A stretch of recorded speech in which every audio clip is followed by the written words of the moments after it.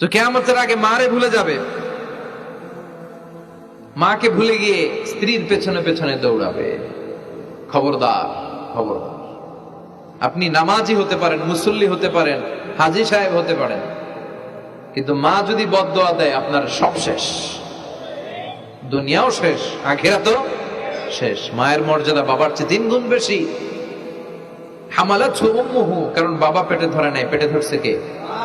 ওয়াহানান আলা ওয়াহান, 8 মাস 10 মাস এই বোঝাটা বাবা বহন করে নাই, করলো কে? ফিসালহু ফি আমাইন, 2 বছর বাবা দুধ খাওয়ায়নি, দুধ খাওয়ালো কে?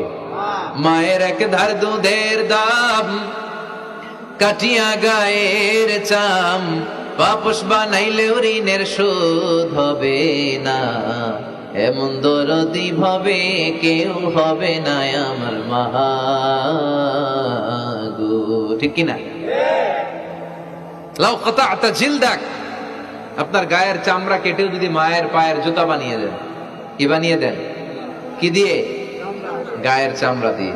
এই যে 2 বছর যে দুধ খাইলাম, এই দুধের 1 ঢোক দুধের শোধটাও আদায় হবে না। এজন্য খবরদার, মাকে যেন আমরা ভুলে না যাই। মা দোয়া করতে দেরি, ওই দোয়া কবুল হতে। আমরা ছোটবেলায় যে কত কষ্ট দিয়েছি, সবচেয়ে বেশি কষ্ট যখন দিয়েছি মাকে, ওই স্মৃতিগুলো আমাদের মনে পড়ে না। আপনার বয়স যখন 1 বছর, আপনি স্মৃতি হাতরে এত দূর যেতে পারবেন? 1 বছর বয়সে কি কি কষ্ট দিয়েছিলেন মনে আছে? মানুষের বয়স যখন 2, 3, 4 হয়, 4-5 বছর বয়সে, তখন তার কথাগুলো খেয়াল থাকে। কিন্তু সবচেয়ে কষ্ট কিন্তু মাকে বাবাকে আমরা দিয়েছিলাম যখন আমাদের বয়স 1-2 বছর ছিল। আর মায়ের পেটের ভিতরে যখন ছিলাম তখনও কষ্ট দিছি কি দেই নাই?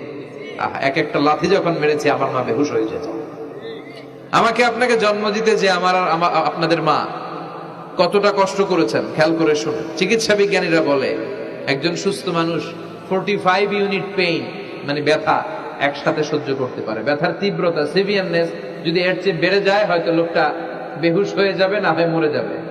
কিন্তু আমার আর আপনার মা আমাকে আর আপনাকে জন্ম দিতে যে ওই ডেলিভারি যখন দিয়েছিল, 57+, 57 ইউনিটেরও বেশি ব্যথা তিনি সহ্য করেছিলেন। যেটা কোনো অ্যাক্সিডেন্টে আমাদের দেহে প্রত্যেকের 206টা হাড্ডি, কোন সড়ক দুর্ঘটনায় আপনার দেহের 20টা হাড্ডি একসাথে টাস টাস করে ভেঙে গেলে যত ব্যথা, তার চেয়েও বেশি ব্যথা। জন্য খবরদার, খবরদার, মাকে যেন আমরা ভুলে না যাই। মায়ের দোয়া যেন নেই। কখনো যদি মায়ের সাথে বেয়াদবি করে থাকি, আমরা যেন মাফ চেয়ে নিই। রাজি আছি তো যুবকেরা? রাজি আছি সবাই? আমরা সবাই মায়ের দোয়া নিব। মায়ের দোয়া ছাড়া কেউ জীবনে সফল হতে পারে